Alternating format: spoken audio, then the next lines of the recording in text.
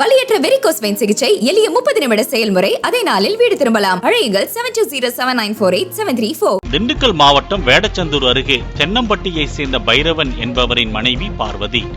இந்த தம்பதிக்கு 2 குழந்தைகள் உள்ளனர்.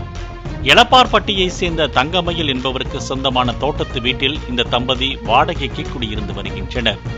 தென்னம்பட்டி அருகே உள்ள மணல் பிளான்ட்டுக்கு தங்கமயில் வாடகைக்கு டிராக்டரில் தண்ணீர் விநியோகம் செய்து வருகிறார்.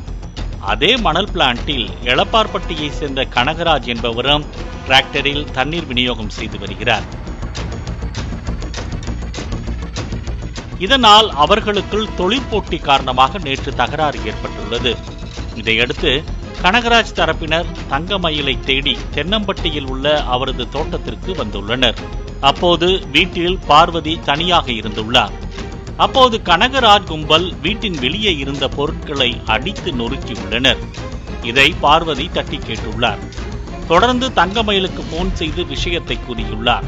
இதனால் ஆத்திரமடைந்த அந்த கும்பல் பார்வதியை அரிவாளால் சரமாரியாக வெட்டிவிட்டு அங்கிருந்து தப்பிச் சென்று விட்டது. இதில் பார்வதி பரிதாபமாக இறந்து போனார்.